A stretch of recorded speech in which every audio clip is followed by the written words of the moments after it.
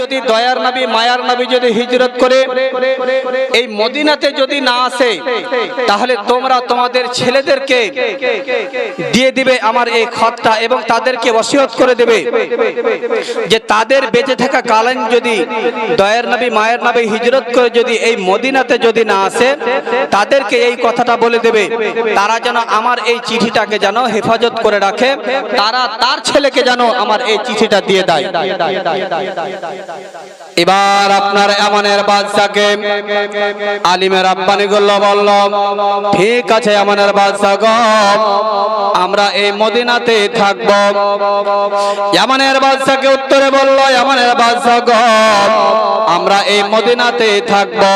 এই এমনের বাদশা, আমরা বেঁচে থাকা কালীন যদি এই মদিনাতে নবী যদি মক্কা থেকে হিজরত করে এই মদিনাতে যদি না আসে, আমাদের কবর যখন মদিনার মাটিতে হবে, আমাদের কবর যখন এই মদিনার মাটিতে হবে, নবীর আশিকেরা নবীর মাস্তানারা যখন আল্লাহর নবীর কবর জিয়ারতে যাবে, তাদের পায়ের ধুলা যদি উড়ে যদি একটু আমাদের কবরে পড়ে যায়, আল্লাহ হয়তো এর বদৌলতে আমাদের জীবনের সকল গুনাহ খাতাকে ক্ষমা করে দেবেন। জোরে বলেন সুবহানাল্লাহ। তাদের ঈমান দেখেন বাবাজিরা, আমার তাদের বিশ্বাস দেখেন। ইয়ামানের বাদশাকে সেই আলেমের রাব্বানি গুলো উত্তরে বলেছিল, ওগো ইয়ামানের বাদশা, তোমার এমন দাসে আমরা আর ফিরে যাব না। আমরা যখন এই মদিনার মাটিতে মারা যাব, মদিনার মাটিতে আমাদের কবর হবে। আমাদের কবরে যদি যারা আল্লাহর নবীর কবর জিয়ারতে যাবে, তাদের পায়ের ধুলা যদি উড়ে আমাদের কবরে পড়ে যায়, হয়তো আল্লাহ পাক এর বদৌলতে আমাদের জীবনের সকলের গুনাহ খাতাকে আল্লাহ তাআলা maaf করে দেবে। তাদের বিশ্বাস দেখেন। ইয়ামানের বাদশা সেই চিঠিটা দিয়ে তার দলবলকে নিয়ে আবার আপনার ইয়ামান দেশে ফিরে গেলেন। সে আপনার 400 আলিমের থাকার ব্যবস্থা করে দিলেন। সেই 400 আলিম আপনার মদিনার মাটিতে আপনার থাকতে লাগলো। বাবারাও, মদিনার মাটিতে আপনার থাকতে লাগলো। কিতাবের মধ্যে পাওয়া যায় আল্লাহ নবী সাল্লাল্লাহু আলাইহি ওয়াসাল্লাম ওই মদিনাতে মক্কা থেকে আপনার 1000 বছর পরে আপনার হিজরত করে আপনার সেই মদিনাতে গিয়েছিলেন। কতদিন পরে? 1000 বছর পরে মক্কা থেকে মদিনায় গিয়েছিলেন হিজরত করে। যখন নবী আমার মক্কা থেকে হিজরত করে যখন মদিনাতে গেলেন, নবীজিকে পেয়ে মদিনার মানুষ এত খুশি হয়েছে, নবীর আগমন, নবী আসবেন মদিনায় খবর পেয়ে নিয়েছে। এবার মদিনার মানুষেরা নিজের বাড়িটাকে ভালো করে সুন্দর করে বাবা সাজাচ্ছে, কেউ নিজের গলিটাকে ভালো করে সাজাচ্ছে। মদিনার প্রত্যেকটা মানুষের মনের আকাঙ্ক্ষা, প্রত্যেকটা মানুষের মনের আশা, প্রত্যেকটা মানুষের মনের আকাঙ্ক্ষা যে দয়ার নবী মায়ার নবী আমার বাড়িতে আসবে।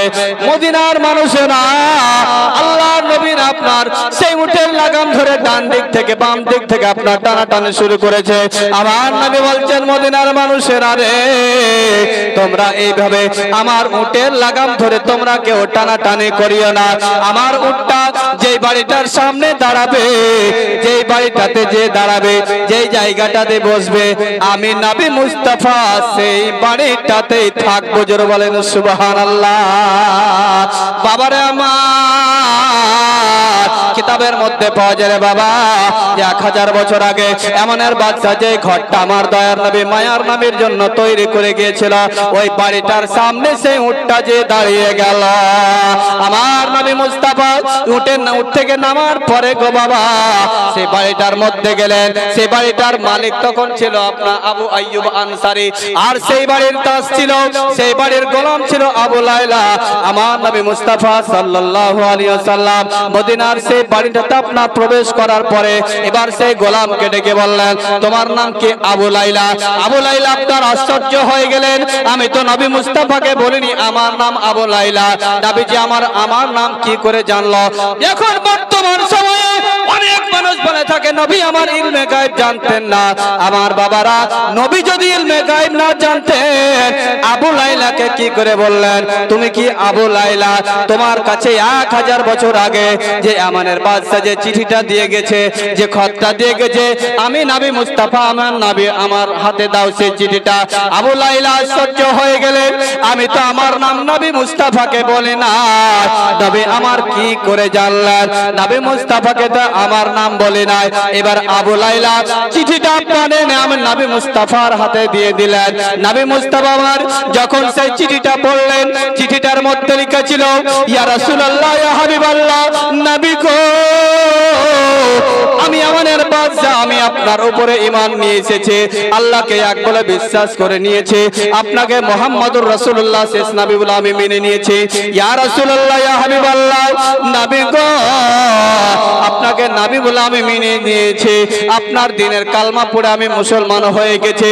ইয়া রাসূলুল্লাহ ইয়া হাবিবাল্লাহ, কাল কিয়ামতের ময়দানে আমার মতো গুনাহগারকে ইয়া রাসূলুল্লাহ আপনি ভুলে যান না। ইয়া রাসূলুল্লাহ ইয়া হাবিবাল্লাহ, কাল কিয়ামতের ময়দানে আমি আমার সুপারিশ করিয়ার, আমার সুপারিশ করিয়ার। নবী মুস্তাফা সেই চিঠিটা পড়ার পরে নবী মুস্তাফা আমার ইয়ামানের বাদশার জন্য দোয়া করেছিলেন। জোরে বলেন সুবহানাল্লাহ। আল্লাহুম্মা মাওলানা মুহাম্মদ ওয়া আলা মাওলানা মুহাম্মদ সাল্লাল্লাহু আলাইহি ওয়াসাল্লাম।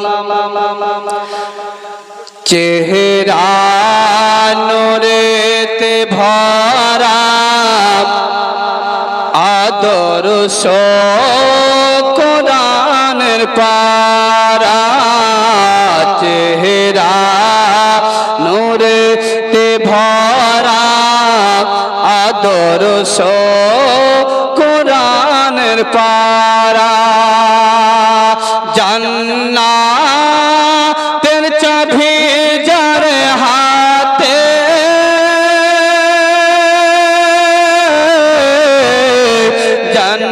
জান্নাতের চাবি যার হাতে, তিনি উম্মতের সাহারা, চেহারা নূরেতে ভরা আদর্শ কোরআনের পারা, চেহারা নূরেতে ভরা আদর্শ কোরআনের পারা। মোহাম্মদ জোরে বলুন সুবহানাল্লাহ। দুই হাত উঠিয়ে বলুন ইয়া রাসূলুল্লাহ ইয়া রাসূলুল্লাহ ইয়া রাসূলুল্লাহ।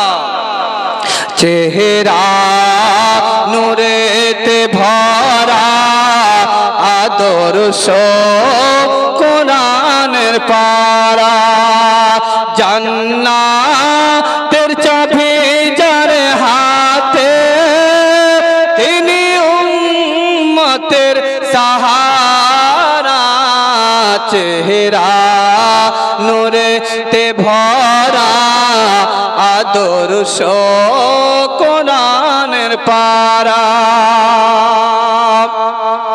পাথর কদম চুমে বৃক্ষ দেখিল ঝুমে, পাথর কদম চুমে বৃক্ষ দেখিল ঝুমে, আরে ঝাঁকে ঝাঁকে সালাম দায়,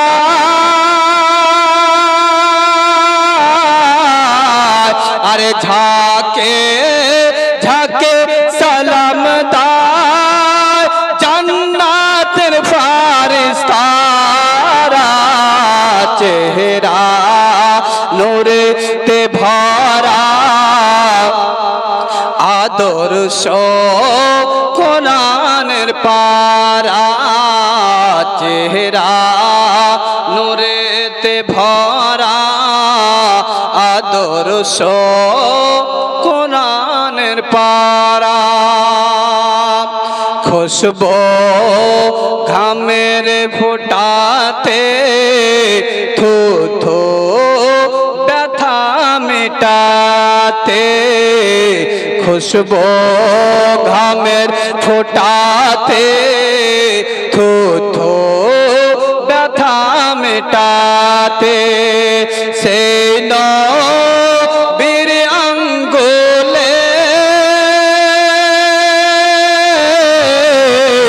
সেই নবীর আঙ্গুলে প্রবাহিত পানির ধারা, চেহারা নূরেতে ভরা আদর্শ কোরআনের পারা, চেহারা নূরেতে ভরা আদর্শ কোরআনের পারা।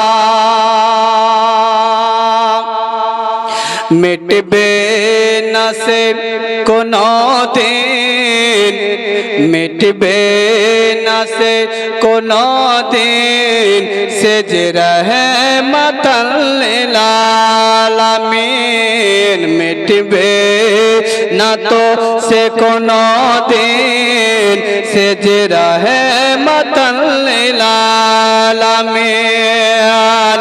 আর সে ফরসে গুঞ্জে,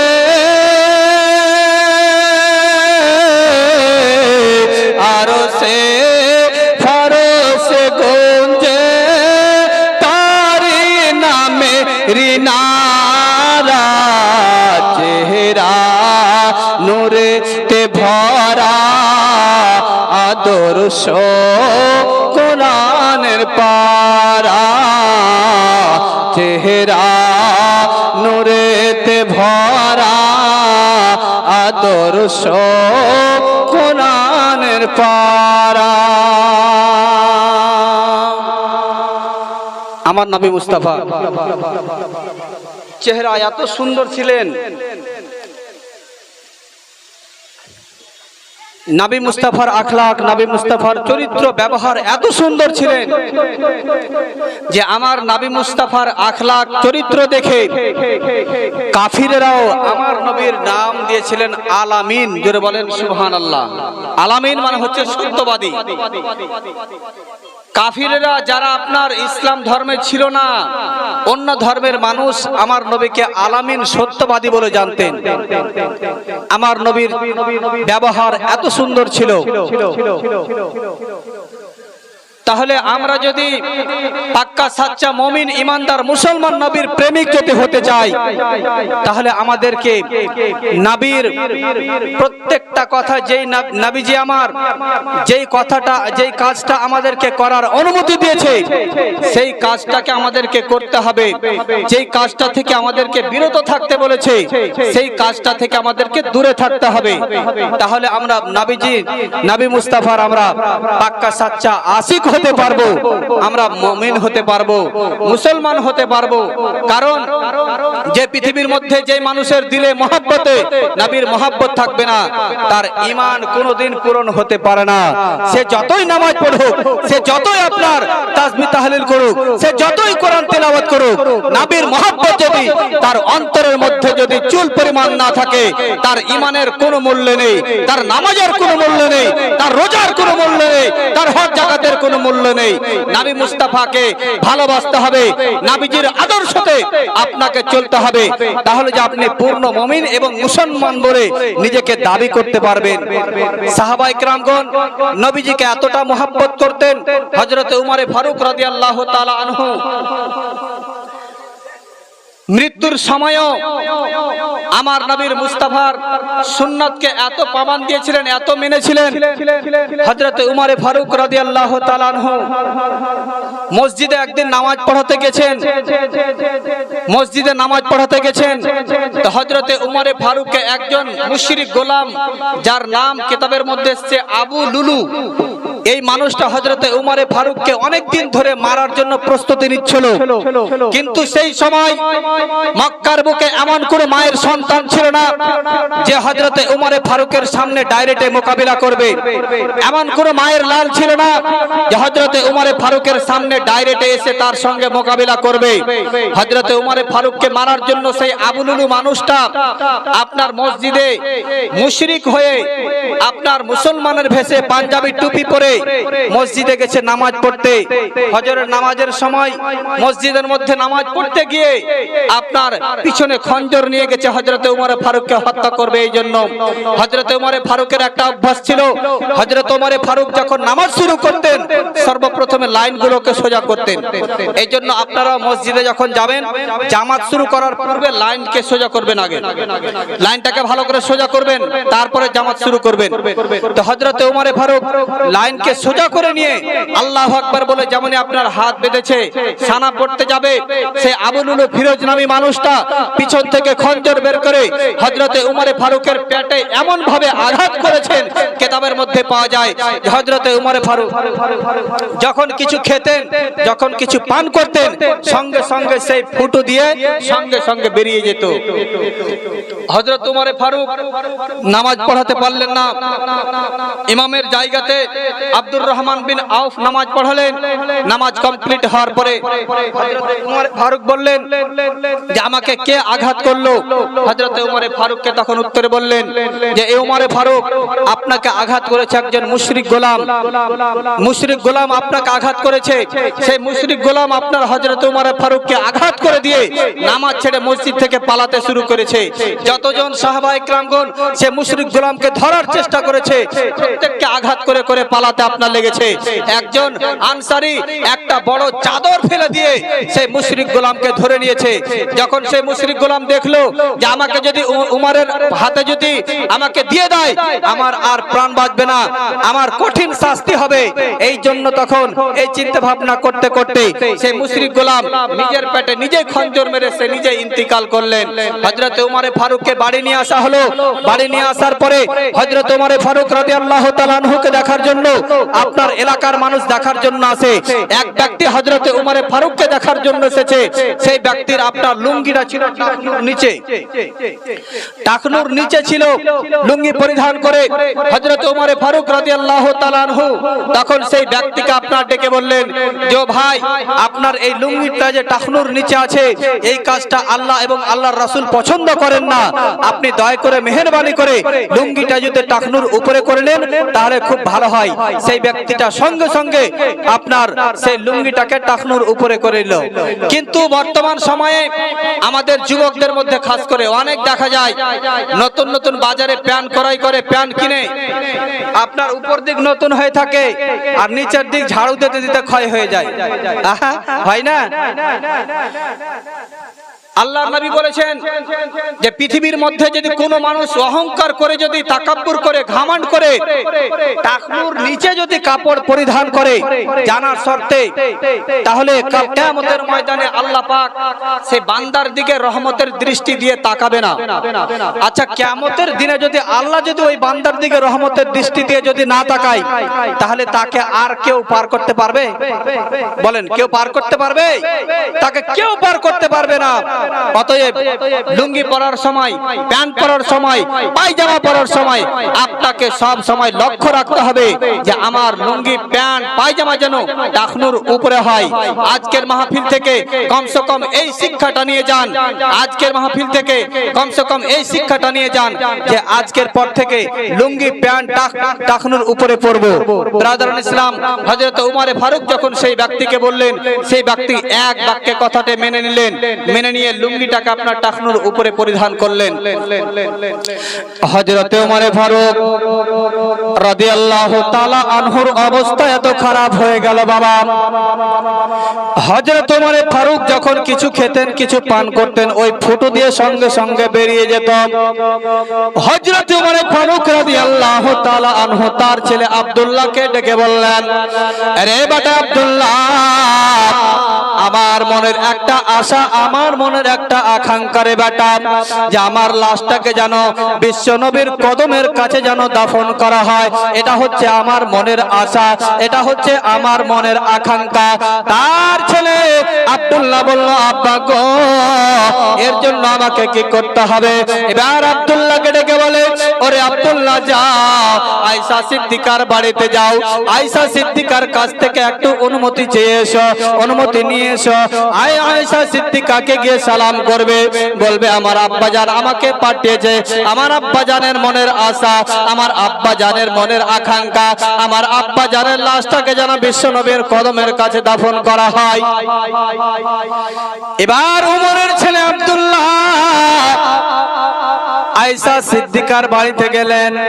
আয়েশা সিদ্দিকা রাদিয়াল্লাহু তাআলা আনহাকে গিয়ে সালাম করলেন, সালামের উত্তর দিলেন। আয়েশা সিদ্দিকা খবর পেয়ে নিয়েছে আপু যে ওমরে ফারুককে আঘাত করা হয়েছে, ওমরে ফারুক এখন মৃত্যুর সঙ্গে লড়াই করছে। আয়েশা সিদ্দিকার অন্তরটাই এমনিও ফেটেছিল। আব্দুল্লাহ যখন আব্দুল্লাহকে দেখেছে, আয়েশা সিদ্দিকার পানি চোখ দিয়ে যেন ঝরঝর করে পানি পড়ছে। বলে, আব্দুল্লাহ বলো কেন এসেছো রে? আব্দুল্লাহ বলো কেন এসেছো? এবার আব্দুল্লাহ বলে, আয়েশা সিদ্দিকা গো, আমার বাবা আপনার দরবারে পাঠিয়েছে, আমার বাবার মনের আশা, আমার বাবার মনের আকাঙ্ক্ষা, আমার বাবার লাশটাকে যেন বিশ্ব নবীর কদমের কাছে যেন দাফন করা হয়। আয়েশা সিদ্দিকা বলে, আব্দুল্লাহ আমি এই জায়গাটা নিজের জন্য আমি নির্ধারিত করে রেখেছিলাম, আমার মনের আশা ছিল, আমার মনের আকাঙ্ক্ষা ছিল যে এই জায়গাটাতে আমার যেন দাফন হয়, আমি নিজের জন্য নির্ধারিত করে রেখেছিলাম। কিন্তু আব্দুল্লাহ শোনো গো, আমি নিজের জীবন চাইতে তোমার আব্বা হযরতে ওমরে ফারুককে অত্যন্ত ভালোবাসে, যাও আমি খুশি খুশি অনুমতি দিয়ে দিলাম, তোমার বাবার ইন্তেকালের পরে বিশ্বনবীর কদমের কাছে তোমার বাবার লাশটাকে দাফন করা হবে। জোরে বলেন সুবহানাল্লাহ। বিশ্বনবীর কদমের কাছে দাফন করা হবে। এবার বাবারে ওমরের ছেলে আব্দুল্লাহ খুশি খুশি আব্বা জানের কাছে আসলেন। এইদিকে হযরতে ওমরে ফারুক চিন্তায় আছে যে অনুমতি পাবে কি পাবে না। আব্দুল্লাহ আসার পরে এবার আব্দুল্লাহকে বলেন, আব্দুল্লাহ আয়েশা সিদ্দিকা রাদিয়াল্লাহু তাআলা আনহা কি তোমাকে অনুমতি দিয়েছে, পারমিশন দিয়েছে যে আমার ইন্তিকালের পরে নবীর কদমের কাছে আমার লাশটাকে দাফন করা হবে? এবার আব্দুল্লাহ বলেন, আব্বা গো, আমি আয়েশা সিদ্দিকার বাড়িতে গিয়েছিলাম, সালাম দেওয়ার পরে বললাম আমার বাবার মনের আশা, আমার আব্বা জানের মনের আকাঙ্ক্ষা যে আব্বার ইন্তিকালের পরে নবী মুস্তাফার কদমের কাছে যেন আব্বার লাশটাকে দাফন করা হয়। আয়েশা সিদ্দিকা খুশি খুশি অনুমতি দিয়েছে, পারমিশন দিয়েছে, অর্ডার দিয়ে দিয়েছে, কোনো বাধা নাই।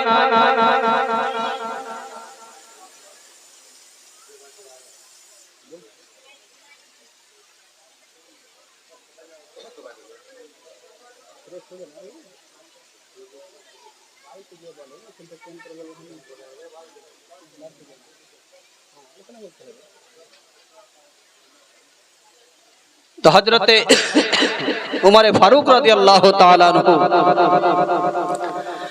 এবার তখন তার ছেলেকে বলল যে এই আব্দুল্লাহ শোনো, হয়তো এখন আমি বেঁচে আছি বলেই আয়েশা সিদ্দিকা রাদিয়াল্লাহু তাআলা আনহা হয়তো তোমাকে পারমিশন দিয়েছে, অর্ডার দিয়ে দিয়েছে, কিন্তু আমার ইন্তিকালের পরে আবার আমার লাশটাকে নিয়ে গিয়ে আয়েশা সিদ্দিকার বাড়ির সামনে যাবে আর আয়েশা সিদ্দিকার কাছ থেকে আরেকবার পারমিশন নিয়ে নেবে। যদি আয়েশা সিদ্দিকা যদি পারমিশন দেয় তাহলে এই আমার লাশটাকে দাফন করবে, নচেত দাফন করবে না। যাবো সোনার মদিনা, দেশেতে ভালো লাগে না, যাবো সোনার মদিনা, দেশেতে ভালো লাগে না। নূরের তৈরি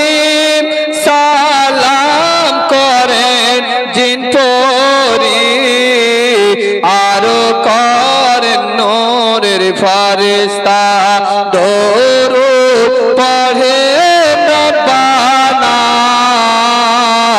দেশেতে ভালো লাগে না যাব সোনার মদিনা